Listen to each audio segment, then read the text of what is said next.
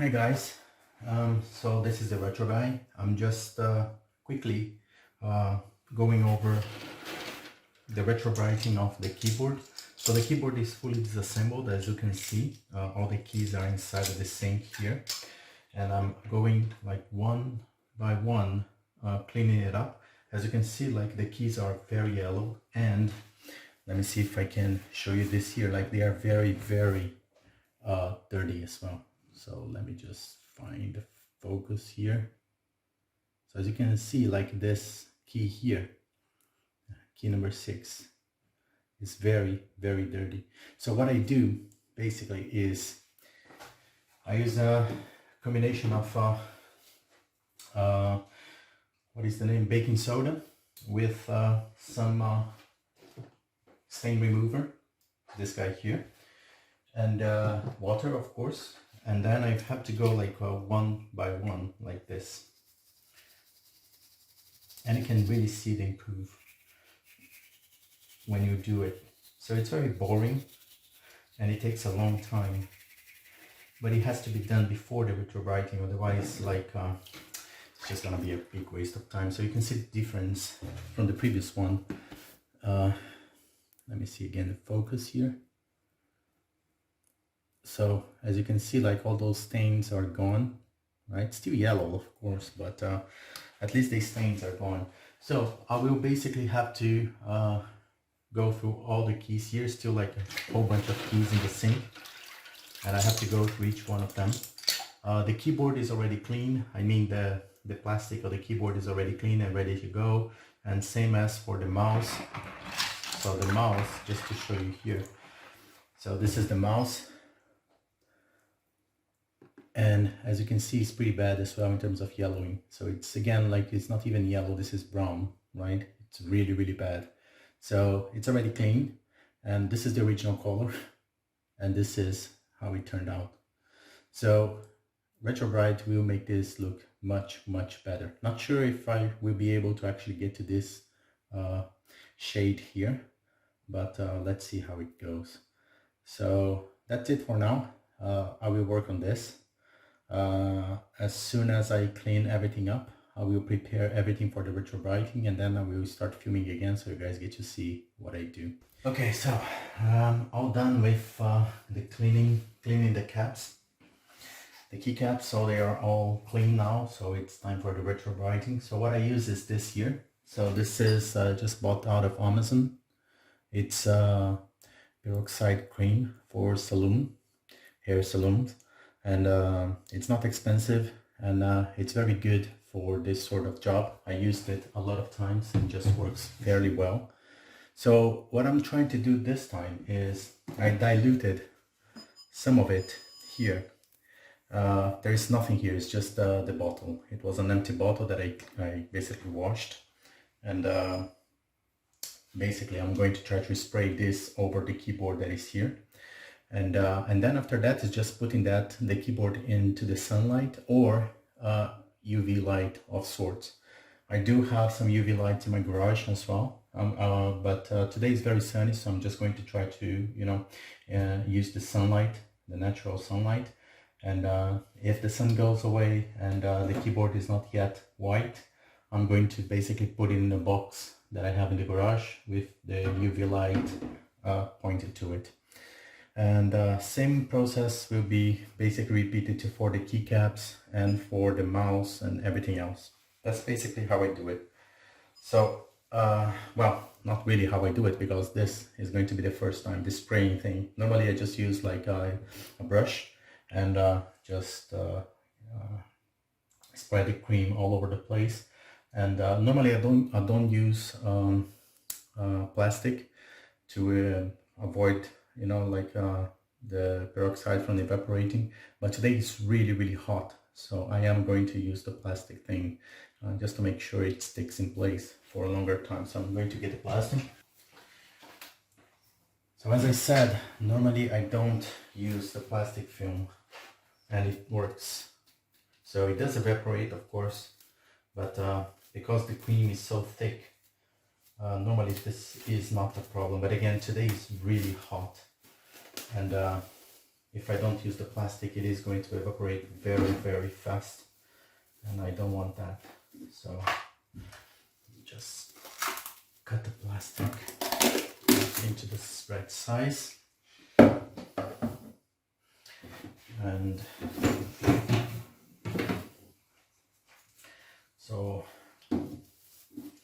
what I need to do really is just protect the part where the coat is going to be sprayed. So I'm going to try this here. As you can see, it doesn't seem to be working as expected because I think it's still very thick, and I can dilute this more, because if I do dilute it, it is going to lose its potency. So yeah, let me try to dilute it just a little bit.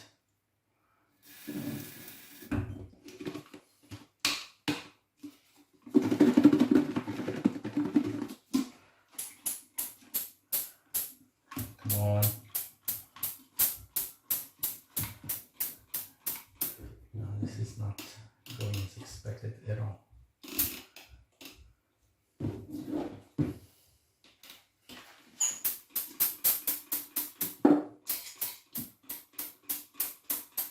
Yeah. So maybe I will abandon the idea here and just go straight with the cream.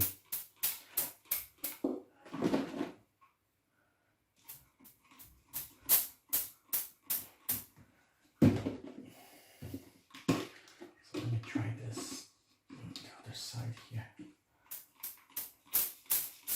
Yeah, it was just like the tube wasn't getting to the right place. That's why.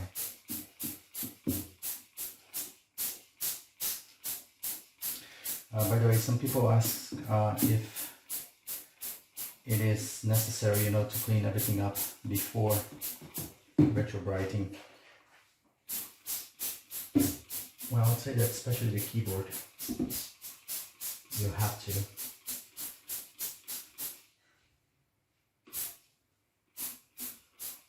Okay. Yeah, that's it. It's good.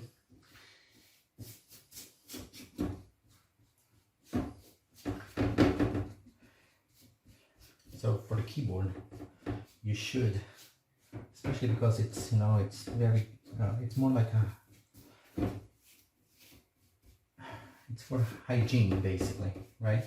It's very gross, like all the things that you can find in a very old keyboard.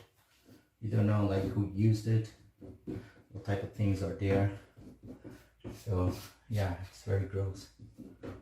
So just clean it. To me, the same thing goes for everything else. Just go and do a very good thorough clean. Make sure it's very, very clean before you do anything with it. Okay, so now it's coated. By the way, if you guys are going to use this cream, make sure you use gloves, because it's really, really strong, and if you had any cuts in your hands, it really burns it up. So yeah, don't do it like I am doing. Okay, so this guy here is ready to go. So also the cleaning avoids these strikes that people get when retrobriting, so make sure it's clean and you won't be having any nasty surprises, right? So this is going to the sun. So the mouse, I'll have to do both parts because the side is also very yellow, so I'll do the same thing basically. Also using the plastic film to avoid evaporation. It's a good idea to check from time to time, just to make sure like everything is going the way you would expect. I never had any bad surprises with retrobriting in terms of getting, you know, nasty stripes or anything like that, but it could happen, as you might have seen some other guys having issues with that. So it's good to check from time to time to avoid nasty surprises. That's all. It's a good thing that this diluted cream actually seems to work well. It's still very creamy, which is good because it just sticks. So very good coat. It doesn't matter if it seems excessive. You know, when you put the plastic film, basically it's going to spread nicely. And for this one is trickier because it's only the sides that are needed here. So I don't need to retrobrite the inside. So just make sure you coat all the parts that are yellowed, and don't bother much with the parts that are not, so that you don't waste peroxide and your time as well. So I think here actually I will do this in two. So this is one. Nicely packed like this. It really burns, you know. Yeah. Where is my glove? Okay, and this one, another piece of plastic here. Okay. And same thing.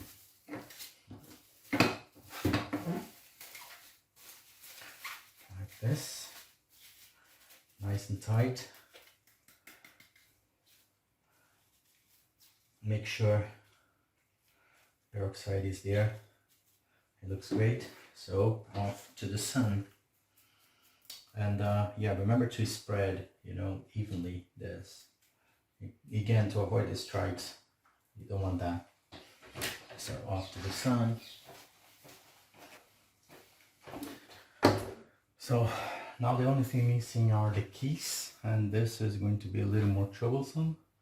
It requires me laying out all the keys into the paper and then spraying everything and make sure it's all spread around so that it might work. I might dilute this a little bit further to get the keys getting evenly spread with a coat of this.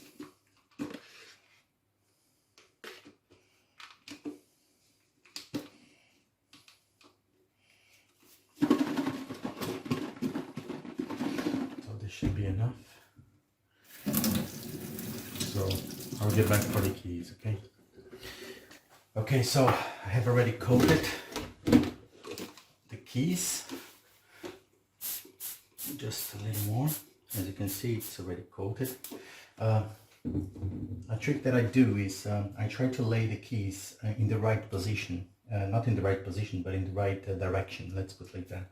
Because that's how the sun, you know, affected them when they turn yellow. So I expected, basically by arranging them like this, to the retrobrite actually to get a better effect. So let's cover this and take it to the sun. So this is, the things are being retrobrited. And now let's wait and see. So the sun is gone, and but we can see already like major improvements with the external case here of the keyboard. Remember, it was brown, right? It's almost white now. Same for the mouse. Very good results. Keys are still pretty brown, but well, bear in mind I actually put the keys after, so that is expected. I think I'm going to coat the keys with some more. Actually, I'm going to leave it as it is, and I'm going to put that into my so I have a chamber, right, with UV light, and I'm going to leave that overnight, and let's see what happens. So Let me show you. So this is the chamber right here. It's just like a box with some aluminum foil, and the UV lights just hit there. So I'm going to put everything here. I'm going to turn it on and leave it for, I don't know, maybe like 6 o'clock now, maybe until midnight or something like this, and then we see the results. Okay, so the UV chamber is on. The keys are inside. Not sure if you can see it. Well, maybe yes. Yeah. So let's just leave it and see what happens. So I only have space for the keys and the mouse for now. So I'll have to leave the external case for later. But the external case is pretty good already, so I'm pretty sure it's gonna be okay. So regarding the problem with the keyboard, I found that there is a disruption in the traces in the membrane right here, between those two here. So there is, it's darker, as you can see. Not sure if the phone actually captures that. It's a bit darker, this trace here, this. So I'll see if I can clean it up and make it work again. So I'm using basically like a multimeter to test this. So just you know, like testing the contacts, and that was what showed up.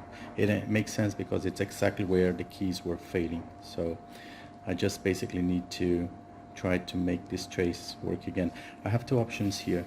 I will try to clean it up first. If that doesn't do it, I have some conductive paint that I can try to retrace it. That should work.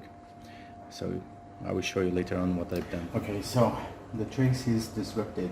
I don't know if it is easy to see, but if I check here and I keep going on the trace, so we have contact here, and if I keep moving along with the trace, that's basically here is where I lose the contact. Yeah, so here is the last point of contact, right in this section here. So there is a disruption there. I have to bridge that using conductive glue paint.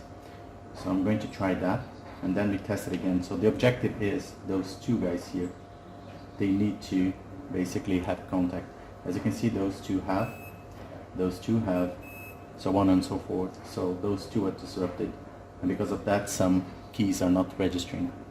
So I will bridge the defective portion of the trace here. It's very small, I think, the problem, because I can't see it on naked eye.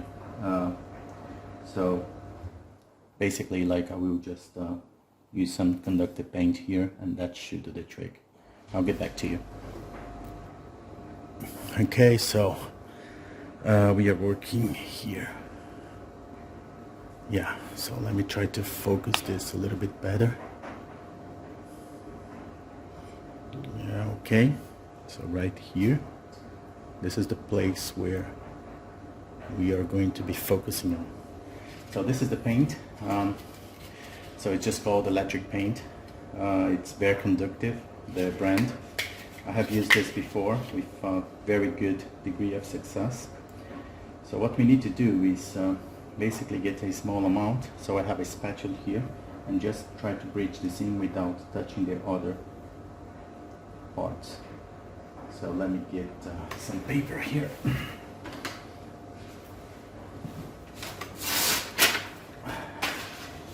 Okay.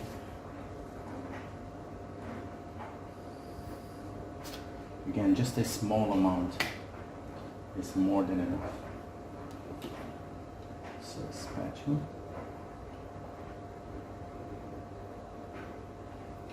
And let's try to cover the trace.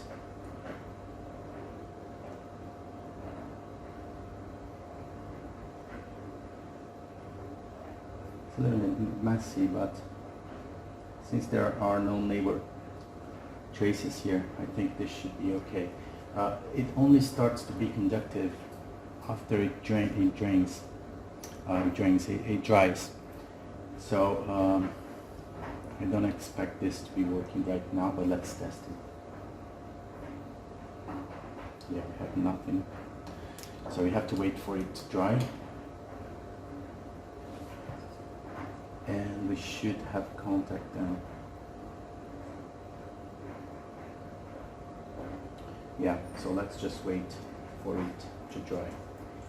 And as soon as it dries up, I will show you the magic working. Okay, it doesn't look pretty, but it works.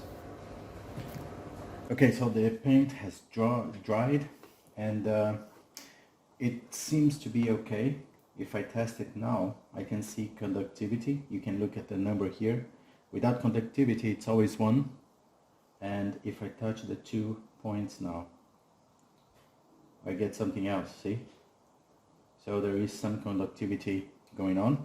So this is basically what I've done. I actually completed the whole trace, and it seems to be working fine. So I'm going to basically mount again the keyboard.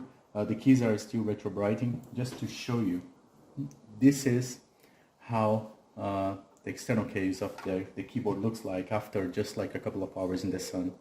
Remember how yellow this was, right? And look how it is now. It still has a little streak here, like it's not perfect. So I still might want to, put this on to retrobriting a little more time. But it's looking like 100% better already. And the keys are going to be pretty much the same, I think, right? So I'm going to reassemble this tomorrow, but I'm very happy with the results so far. See you guys. So when I was to finish everything up and reassemble the keyboard, during a test I realized that the spacebar was also not registering. So I had to patch that trace as well, as you can see here. So it's patched. I'm waiting for it to dry, and then I'm going to just double check connectivity, make sure it's actually conductive. And so this is the old patch right here, and this one is working. I already tested it. So just waiting for this one now to dry, test it up, and then I'm going to show you the result of the retrobrite, which was really amazing. Okay, see you later. As promised, let me show you the results with the retrobrited keyboard. No, it's not this one that you are seeing at. This one here is the one that I used to compare the brown one with a proper looking one. Remember that? So take a look at the retrobrited one now. So this is the, look at that. Yeah, it looks better than the previous one. So this was the brown keyboard, believe it or not. So look at that. All the keys, everything was pretty much like recoverable. So yeah, it was really it is fairly perfect, to be honest. Like even if you look very closely, you're not gonna see a lot of differences or strikes or anything like that. Just to compare, if you look at the base here, I didn't retrobrite the base. So you can see there is a slight difference in terms of the color or the shade. You see, it's not too much. It looks a lot here, but it isn't. It's just because of the light. So here in this corner, you can actually see it was it was actually worse than that. It was really brown before. So yeah, again, I didn't retrobrite the base just because the base looked fairly good, and I don't like to retrobrite just for the fun of it, because as I said before, like it does make the plastic a little more brittle and fragile, and I don't like this. So I only do it when there is no way around it, and this keyboard was a fairly good example of that. It was really, really, really brown. This is the mouse, also another success. The mouse was also very, very brown. So as you can see, it's fairly white now. It matches perfectly the keyboard. So yeah, it's really, really a success. So how long did I basically leave those on the sunlight? About half a day. It was very strong sun anyways. Like here in England now, today it was like 35 degrees blue sky, so very, very strong sun, very good heat. So this really helps. But I have left the keyboard, all the keys, overnight in that UV box that I showed you in the video. And still in the morning, I left them a little bit more in the sun just to make sure they were properly retrobrighted. The keys were really, really bad. So the problem with the keys is you really have to get the UV light getting to all the angles, and that's not easy. So that's why I had to basically leave the keys a little bit further in the sun. So yeah, that's it.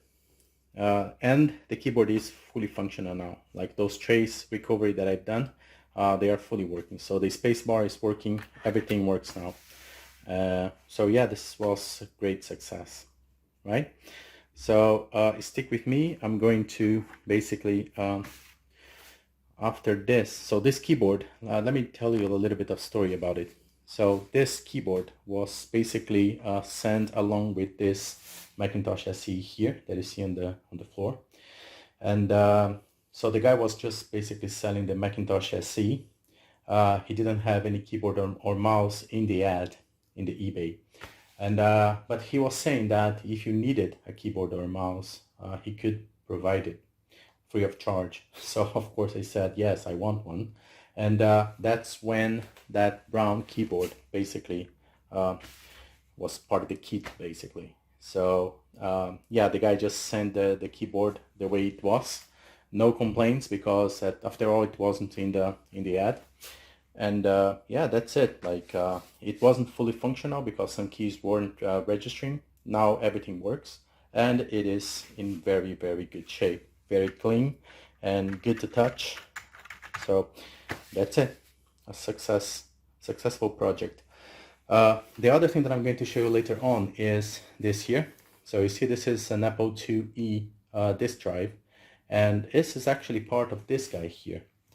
So this is a Macintosh LC. As you can see, nothing too special about it, other than the fact that this guy has a Apple IIe card inside. So I am going to make a video on that later on, so you guys get to see it. Okay, so this is another project. This keyboard that I recovered actually is going to be used on this guy here. Okay, so I talk to you guys later. Bye.